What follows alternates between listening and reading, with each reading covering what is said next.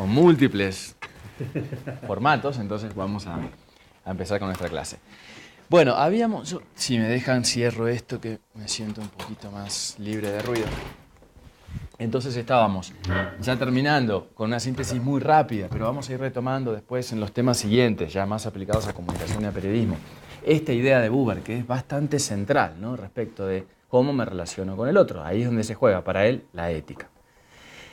Porque las prácticas que llevamos adelante entonces siempre están involucrando a otro. Esta es una ética objetiva, como un ejemplo de los tipos de ética según el mapa que construíamos antes. ¿Por qué? Porque para Buber, de alguna manera, el respeto por el otro es un valor en sí mismo, es un valor universal. No es que algunos tienen que respetar a algunos algunas veces, sino que siempre todos tenemos la obligación ética de ir ampliando este mundo del tú. El mundo, nosotros vivimos en ambos mundos, pero tenemos que lograr que el mundo del tú sea cada vez más amplio. Y también entonces porque aquellos que se imponen a los demás, aquellos que ejercen violencia sobre otros, que instrumentalizan a las personas, están comportándose de manera inadecuada. ¿Sí? En ese sentido, Buber tiene una posición más bien cercana a las éticas objetivas. En el caso de Buber también, esto es, como habíamos dicho, que se inspiran en una visión trascendente del mundo. Buber es incluso más explícito en ocasiones mucho más explícito que filósofos o intelectuales cristianos, que a veces intentan de separar más el plano de la fe del plano de lo intelectual. En cambio, la tradición judía en ese sentido es mucho más amalgamada, o sea, mucho más interconectada un plano con el otro, ¿no? Entonces, en determinados pasajes, Buber termina justificando todos estos planteos a partir de la existencia de un Dios que está ahí presente, Dios Yahvé para ellos, que está presente ahí para nosotros y que ordena el mundo, le da sentido, y nosotros tenemos que ayudarlo a Dios para cumplir la misión que Él pensó para el mundo, que es a partir del respeto con el otro y de la creación de comunidades. Eso es muy interesante. Hay muchas cosas no mencionadas de Buber, pero cómo hace referencia a la construcción de lo interhumano.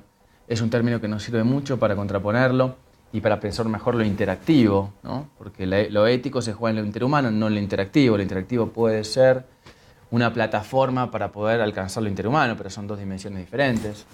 También cuando él hace referencia a la comunidad, bueno, una comunidad, tantas comunidades online que sabemos que existen, entonces si son comunidades o no son comunidades, y de qué manera podemos definir en base a estos conceptos éticos cuáles son las dinámicas de una comunidad. Bueno, bien, pero para pasar a otro ejemplo, entonces vamos a ir al extremo y después volvemos al del medio. Vamos a ver, al de las éticas subjetivas. Vamos a ver rápidamente un ejemplo de filósofos. Bueno, Zygmunt Bauman falleció. Bátimo está anciano, sigue todavía en actividad. Ambos son representantes de lo que podemos decir la filosofía posmoderna. Tienen también una postura bastante precisa sobre la ética, que se acerca a esa postura subjetiva de tener que otorgar sentido, de la falta de valores universales que mencionábamos antes. Y ahora explicamos un poco estos dos autores. Gianni Bátimo es italiano. Es un intelectual, como muchos intelectuales italianos, que tuvo participación política. Fue europarlamentario en 2 oportunidades. Y sus escritos, algunos son bien técnicos, filosóficos, pero luego también se fue volcando hacia la filosofía política y tiene una participación activa en medios, con artículos, con entrevistas, donde también da a entender sus ideas, ¿no?, de manera más sencilla. ¿Qué es lo que plantea Bátimo? Bueno, Bátimo es uno de los que claramente construyó esta distinción entre modernidad y posmodernidad. Voy a decir solamente lo esencial, así no nos ocupa tanto tiempo. La posmodernidad podríamos decir que es una característica de nuestro tiempo actual. Es importante que veamos estos temas porque van a ver que vamos a reconocer en algunas expresiones bien filosóficas, bien estructuradas, de Bátimo y de Bauman, modos muy difundidos de pensar en nuestra sociedad actual, ¿no? Entonces, la posmodernidad, que es este paradigma actual, también hay que ser honestos y entender la complejidad. Nosotros ahora decimos que estamos en la posmodernidad. De todos modos, La posmodernidad podríamos decir que es quizá un paradigma preponderante, pero no es el único. Hay todavía muchos sectores y formas de pensar que se ubican en la modernidad, de acuerdo a cómo la define la posmodernidad. Las definiciones y las identidades son relativas, otra vez con lo relativo. La posmodernidad se define como algo que supera la modernidad. Sin embargo, en las sociedades actuales, ambas cosas, ambas posturas las seguimos encontrando.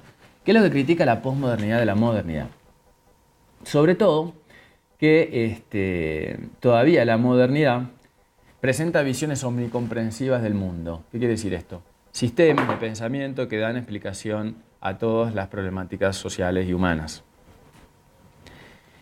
Lo que supone la modernidad, siempre para los posmodernos, es que hay un concepto fuerte de universalidad. Entonces, justamente, los valores, el ideal de humanidad se presenta como universal. Esto lo critica mucho, especialmente Bátimo. Dice, no hay una humanidad transcultural. O sea, no hay un único modelo de realizar la humanidad. No hay una única forma de ser hombre, varón o mujer, ¿no? Sino que hay múltiples formas de realizarse a sí mismo en tanto ser humano. Y lo que critica especialmente la posmodernidad es esta idea de la ciencia y de la filosofía como capaces de alcanzar verdades, certezas últimas, sobre las cuales podamos construir una vida segura a futuro. ¿Sí? Entonces la posmodernidad, en cambio, privilegia no tanto las respuestas, sino más bien las preguntas sobre la vida, sobre los problemas, sobre nuestra realidad. Supone que no hay certezas últimas. Supone que la inseguridad es parte. Inseguridad me refiero a algo más bien existencial. ¿Se entiende, no? No la inseguridad del robo callejero, sino que la incertidumbre, más bien, entonces, podríamos decir lo que se va a entender mejor. La incertidumbre es algo clave para nuestro tiempo y es algo que justamente nos exige más. Ella Prigogine es postmoderna, la ¿Quién? que habla del fin de la certidumbre. Bueno, también es la misma idea, claro. Sí. Entonces no hay certezas, no hay fundamentos últimos. Tenemos que ensayar, tenemos que experimentar, tenemos que otorgar sentido. Y fíjense que también una de las formas de definir lo esencial de la posmodernidad, según estos autores, Lyotard, que fue el primero que empezó a hablar del término, empezó a utilizar el término en los años 70, filósofo francés, Bátimo en los 80, Bauman en los 90. Fíjense esas definiciones, formas. Para Lyotard las formas son inestables, para Bátimo son débiles, para Bauman son líquidas. Con formas es un término filosófico, un poco técnico, pero se refiere a realidades en general, ¿sí? Al ser. Las formas son inestables, débiles o líquidas. Todo da la idea de una falta de continuidad y de estabilidad. Lo inestable es justamente lo que no permanece. Entonces, incluso los valores, ya se pueden ir imaginando, vamos hacia ese lado, los valores éticos cambian, ¿sí? No son eternos. Las formas son débiles. Bueno, algo débil es algo que no se sostiene, es algo moldeable, es algo que puede también ser modificado. Lo mismo las formas que son líquidas. No tienen es una forma sin forma, es una forma que adquiere forma a partir de otra cosa que lo contiene. ¿Cierto? El líquido tiene la forma de su continente, de aquello que lo contiene, lo mismo el agua en la botella. Bueno, ejemplo muy clásico. Entonces, ellos van más hacia el lado del paradigma de lo múltiple, contra el paradigma de lo uno. ¿Sí? La modernidad, modelo único de desarrollo de la humanidad. Un único sistema de valores, una única fe. Certezas. También cuando hay certezas sobre la realidad, certezas sobre los valores éticos, tampoco hay lugar a nuevas discusiones. Las cosas ya están establecidas, ¿sí? En cambio, lo que se plantea la posmodernidad es la multiplicidad, la diversidad, la complejidad, las diferencias. Y sobre todo va a decir, por ejemplo, Bátimo en algún momento, dice, ¿qué es lo que tenemos en común todos los seres humanos? Bátimo es experto, ahí está citado, es experto en utilizar expresiones provocadoras, adrede, juega mucho, se divierte con eso. para generar nuevas ideas, ¿no? Entonces él dice, aunque parezca contradictorio, también juegan mucho los autores posmodernos con las contradicciones, porque entienden que son significativas y que son más significativas las contradicciones en el lenguaje que expresiones que parecen que dejar, digamos, desnuda y clara la realidad. Entonces dice, por ejemplo, ¿qué es lo que el máximo grado de igualdad que tenemos los hombres, seres humanos? La posibilidad de ser diferentes. No solamente la posibilidad, sino la obligación de ser diferentes. ¿Sí? Entonces, fíjense cómo cambia el modelo clásico de ser humano que tiene una esencia y que entonces solamente va a ser feliz y desarrollarse como ser humano a partir de cierto modo de vida. Lo que dice Bátima es, no tenemos una base común establecida, entonces lo que tenemos que hacer es simplemente ser diferentes. Lo común es que somos diferentes y tenemos la obligación. O sea, la obligación ética es arriesgar la propia identidad. Sí, es un concepto interesante también. ¿Cómo salirse del sistema? Sí, ahora, no en una postura, digamos, rebelde, no global, sino salirse más bien de los mandatos externos que impiden tu autonomía.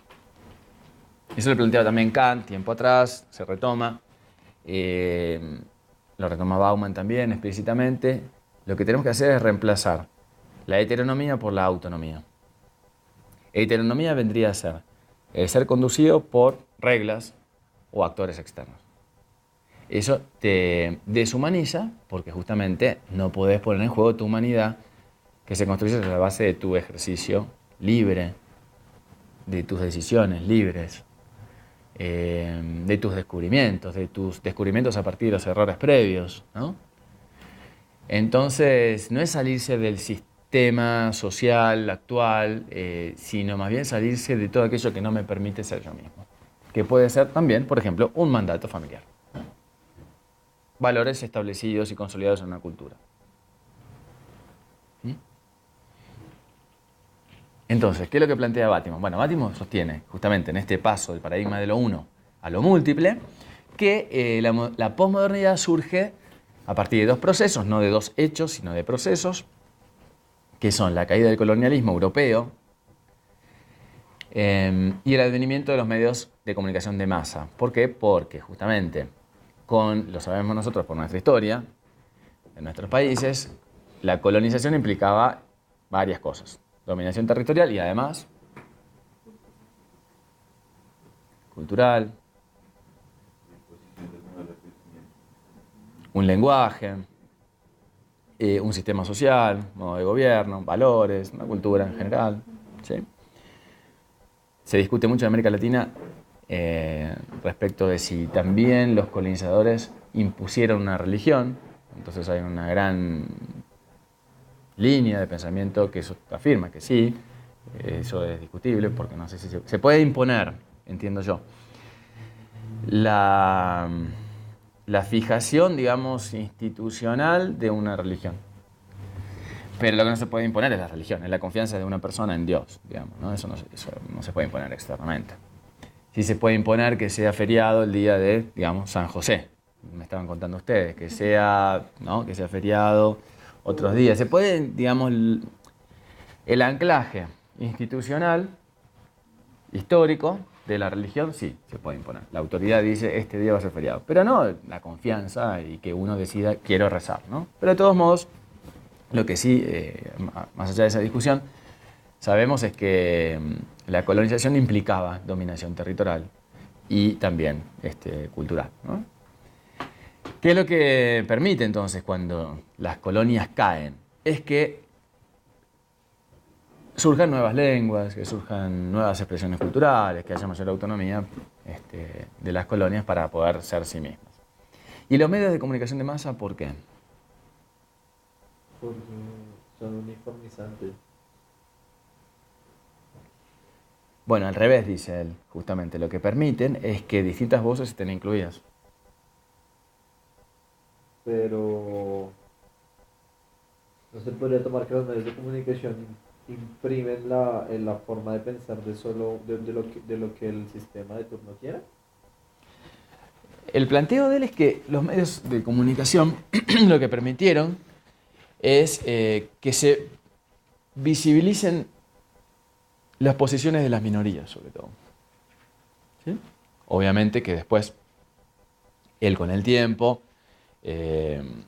puso matices al tema, ¿no? Porque sabemos que hay sobre representación de algunos sectores, que hay poca representación de algunos sectores en los medios, pero de todos modos, aún también sabiendo que hay dificultades cuando los medios están concentrados, Bátimo en Italia hubo una situación cuando Berlusconi fue primer ministro, una situación compleja en los medios porque él es el dueño de las cadenas privadas de televisión y además como jefe de gobierno también manejaba la cadena RAI, con algunas excepciones, pero digamos tenía gran poder y en ese momento él digamos fue un poco menos integrado y más apocalíptico digamos a la cuestión de los beneficios de los medios de comunicación, pero aún así él dice de todos modos en comparación con la época moderna donde no existían y no tenían esta masividad, por lo menos se puede poner en juego distintas ideas, se visibilizan problemáticas e intereses de minorías, ¿no? Minorías de todo tipo, sexuales, étnicas, religiosas, etc. Bueno, entonces, pero lo que él critica es, dice, la historia no puede ser comprendida como un proceso ascendente y unitario. Ascendente y unitario, o sea, la historia como progreso, él rechaza esa idea de que siempre lo nuevo sea mejor y además de que siempre lo nuevo sea mejor hacia un ideal de humanidad, que es el europeo. Además, recuerden, bueno, recién estábamos diciendo, en este proceso de colonización el modelo ideal de humanidad que se universalizaba o se intentaba universalizar era el modelo europeo, de hombre europeo. Donde, por ejemplo, la razón está muy por encima de las pasiones, de lo emocional. ¿Sí? Bueno, pero él rechaza porque considera que esta idea es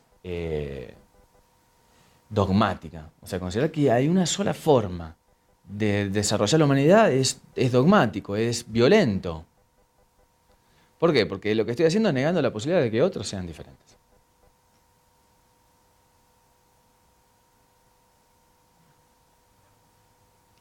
¿Sí? Por ejemplo, entonces critica esto y dice, no hay un humanismo transcultural, ¿no?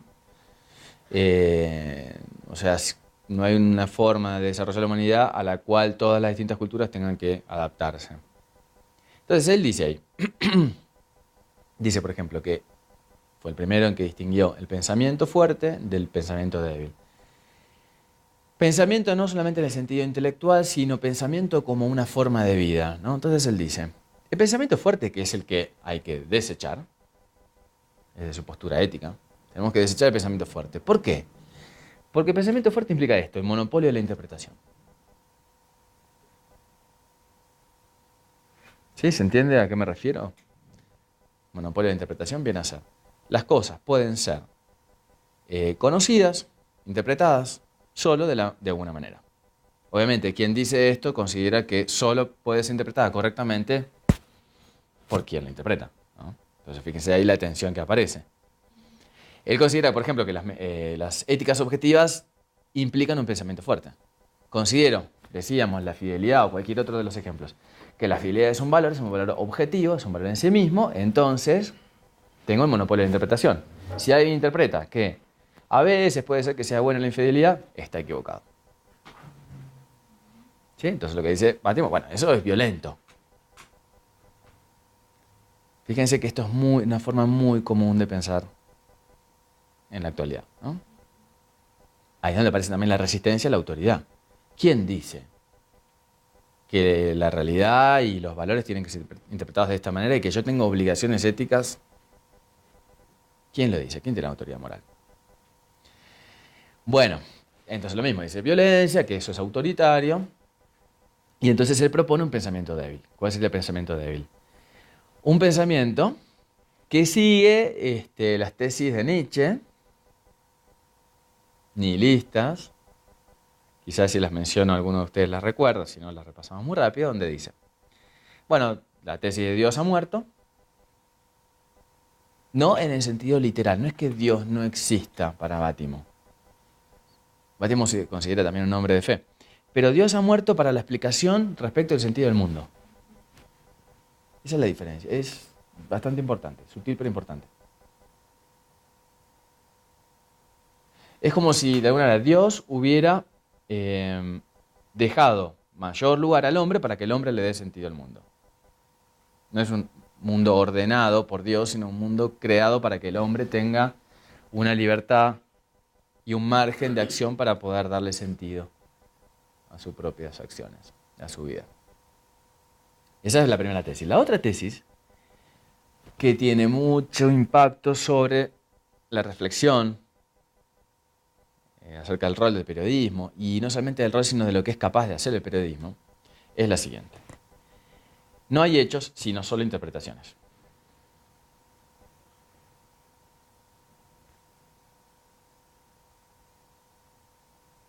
Sí, es una definición bastante fuerte. Y de hecho también considero, por supuesto lo digo con honestidad, que es una posición personal, pero que de hecho objetividad y subjetividad no se pueden separar. No es lo que plantea Bátimo explícitamente, porque Bátimo lo que quiere hacer es plantear, se le coloca más bien el polo subjetivo para contrarrestar con el objetivo. Pero de todos modos, lo que sí podríamos decir es que sobre la base de estos descubrimientos también de este autor, objetividad y subjetividad no pueden ser eliminadas, o sea, no pueden ser separadas. En periodismo sucede lo mismo, ¿no? ¿Puede el periodismo ser objetivo? No. Y si no puede ser objetivo, entonces puede decir la verdad. Relativa. La busca. Y entonces, ¿por qué criticamos las fake news? Lo dejo planteado. Avanzamos sobre eso después, ¿eh? Claro. Pero Sí. Es que el hecho de que es una cosa es ser objetivo y otra cosa es ser mentiroso. Sí. ay, Bien, está bien eso, está muy bien. Objetivo, o sea, el término Sí. y el nivel de objetividad lo podemos medir pues, con base en diferentes cosas, en cuántas fuentes consulto, en Claro. qué tipo de fuentes son, Sí. ¿sí? Pero eso no. Eso lo puedo medir y Sí. llegar a decir que es subjetivo Sí. o no lo es. Pero no es objetividad La eso. mentira y la verdad es una cosa que es o es mentira o es verdad, Mentira, sea eso no es como así. tú la, Es como tú la relativo. hagas. es relativo. Pero Lo una que para ti es noticia- la verdad no puede ser para mí. No, pero hay noticias. No. Usted está hablando de hechos ciertos. Pues 2 más 2 es 4, no es 5. Esto es un pensamiento moderno. Lo que Pero, está por diciendo es que ejemplo, es solo una verdad. Pero en la construcción de noticia, no sé, un ataque terrorista en un lugar, Sí. hecho real, Es un y hecho. es una verdad. Todo lo que se construye atrás de eso No, porque no fue un hecho terrorismo. Ok, entonces, bueno, un Hay suceso 6 en muertos donde, sí, luego de una explosión. Ese es el hecho. exactamente, Ese es el que es hecho. real y que es Es un una hecho verdad. fáctico. Todo lo que se Acontecimiento. construye detrás de eso Es que no puedes puede ser asociar. subjetivo Es que o no se no. puede asociar la verdad con que sea cierto. ¿Ah? ¿Cómo así? Sí, sí, no, Es un hecho la verdad es una y construcción, pasó. la verdad es una Está en la construcción cámara de social. No, porque lo que pasa No, pero la verdad es una estamos. construcción- La verdad es una construcción social. Que sea cierto o no el hecho no significa que sea una verdad. Para ti una verdad es que ser mamá Pero es estar al lado de tu hija. Pero estamos hablando Eso es una de- construcción social con experiencias.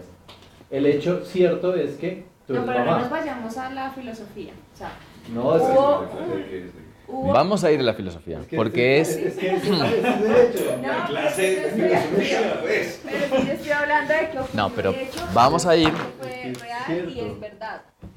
Bueno, se lo que construyó plantean sobre es muy eso. interesante y me vuelve a confirmar que vamos a meternos en ese tema, porque hay bastante para decir. Y nos vamos a meter en la filosofía porque es lo que nos va a permitir entender las dimensiones. ¿eh? Sí, pero no porque yo tenga que justificar las clases, sino porque justamente hay elementos que nos van a permitir de la filosofía entender mejor esto, porque hay una contradicción. Decimos, no podemos ser objetivos, está totalmente aceptado en el mundo del periodismo y de la comunicación. Bien, pero al mismo tiempo tenemos que decir la verdad. Entonces, ¿cuál es la relación entre objetividad y verdad? En principio, de acuerdo a cómo se concibe la verdad, hay distintas formas de concebir la verdad. hay una concepción que es que asocia la verdad a la objetividad. Este es el hecho, esto es lo objetivo. Si yo digo lo objetivo, entonces estoy diciendo la verdad. Entonces ahí hay bastante para analizar, vamos a verlo, y además cómo se modifican los valores incluso en los nuevos códigos de ética. Esto tiene una implicancia en las normas para nuestra profesión. Lo que sí dice Bátimo es que no hay hechos sino interpretaciones, y lo que sí podemos ir agregando es que hay, digamos, algo cierto en este planteo en la medida en que nosotros ya aceptamos hace mucho tiempo que no podemos ser objetivos cuando producimos contenidos. ¿Qué quiere decir eso? Si no podemos ser objetivos, quiere decir que la subjetividad está siempre presente. Ahí después la cuestión es, no podemos ser objetivos de manera absoluta. Pero si no podemos ser objetivos de manera absoluta, ¿quiere decir necesariamente que voy a ser subjetivo y arbitrario? Tampoco. No es que porque no pueda lograr esto, entonces necesariamente voy a hacer lo otro. Pero sí, lo que podemos ir agregando mientras tanto es que objetividad y subjetividad están siempre, van de la mano. Porque soy yo el que voy a cubrir la explosión, me mandan del medio. Voy a cubrir la explosión y ¿quién va? Voy yo. Sujeto, que voy al lugar, que pude hablar con ciertas personas, con otras no, que llegué a determinado horario, que después elijo las palabras con las cuales intento ser objetivo, intento, digamos, ser, digamos, más adecuado a los términos que se utilizan ahora, intento ser preciso y fiel a lo que ha sucedido, ¿sí? Pero soy yo el que lo hago. Entonces, en ese sentido es interesante también este planteo de decir, bueno, es más extremo el debatimos porque dice, ¿qué es la realidad?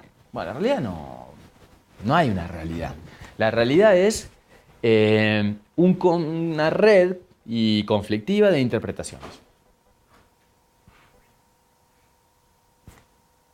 ¿Sí? Entonces no tengo la seguridad de estar apoyado sobre verdades, certezas, sobre una realidad firme, estable, sobre la cual puedo precisar mi vida, ¿no? Todo puede ser modificado de acuerdo a las realidades percibidas y de acuerdo también a la forma de ser diferente que debo desarrollar. Sí, esto es interesante también. Y yo le citaba también a Castilla del Pino, decía, ¿qué es la realidad? La realidad es lo que significa para mí, para los que están conmigo. ¿Qué es la realidad para Bátimo? La realidad es un entramado complejo, con tensiones acerca de lo que percibimos que es la realidad es. ¿Sí? Y entonces lo que dice Bátimo es que hay una gran pérdida, pero una ganancia mayor. Si nosotros perdemos el principio de realidad, para el periodismo, ¿no? Se pierde mucho. Para la sociedad en general, se pierde. Bueno, pero ¿qué es lo que se gana? Lo que se gana es algo más valioso aún, y es la posibilidad de emanciparnos.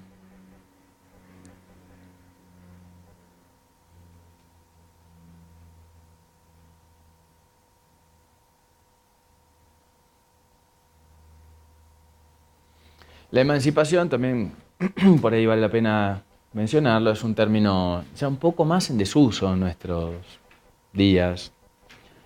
Ahora hablamos más bien en términos como positivos de empoderamiento, lo habrán escuchado muchas veces, empoderar las mujeres, las minorías, las zonas rurales, los indígenas, bueno, ¿no? El empoderamiento de los más débiles. No tanto de emancipación, porque la emancipación tiene una referencia negativa respecto de quién ejerce el poder, ¿no? Yo no soy libre, necesito emanciparme, rompo las cadenas, pero lo que faltaba era, una vez que rompo las cadenas y estoy liberado, ¿qué hago con esa libertad? El empoderamiento, que es un término más utilizado en nuestro tiempo, entonces más bien apunta a, una vez que estás emancipado, que tenés esas libertades, bueno, ejerce tus derechos, fortalece tus capacidades, entra en juego en la vida pública, arriesgate justamente a crecer y a desarrollarte. Me parece siempre que vale la pena por ahí mencionarlo. Pero de todos modos lo que afirmaba Bátimo es interesante cuando dice, bueno, ¿qué es lo que ganamos? Nos emancipamos. ¿Qué quiere decir eso? Que entonces yo ya no voy a ser heterónomo, sino autónomo. Y que si voy a seguir determinados valores, es porque yo así los veo, o porque yo encuentro sentido a algunos valores que ya están consolidados en la tradición. Pero fíjense lo que digo, porque yo le encuentro sentido a valores que están consolidados. No porque están consolidados, sino porque yo le encuentro sentido. ¿Sí? Entonces, en ese sentido, Bátimo no es no plantea, digamos, un relativismo radical, antisistema, o una rebelión, digamos, contra todo lo que está establecido de por sí, sino lo que sostiene es que hay que tener una relación, mantener una relación madura, crítica, con la cultura, con nuestro ambiente, no para desechar todo, sino justamente para poder continuar aquello que para nosotros es significativo. ¿Y qué es lo que plantea él como significativo? El concepto de caridad cristiano.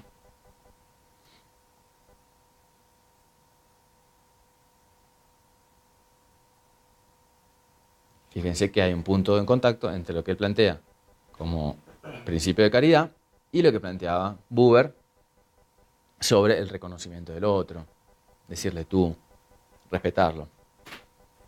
¿Sí? De todos modos, para terminar de justificar bien lo de Bátimo. Si para Bátimo no hay realidad, entonces la lógica también nos marca que tampoco para él va a haber valores absolutos, valores universales. ¿Sí? ¿Qué es lo que supone? Que de hecho si esperamos que un valor sea cumplido por todos, lo que estamos haciendo es ejercer violencia sobre los otros. Entonces ahí él dice que no existen principios, pero hay un principio. El principio es sui generis, ¿no? Un principio, un fundamento. Sui generis quiere decir único en su género, o sea, no hay principio, pero uno. Bueno, ¿cuál es este principio ético? El de contribuir a la caída del pensamiento fuerte. O sea, el de contribuir a que caigan los autoritarismos, no como sistema político solamente, ¿se entiende, no? A que caiga esta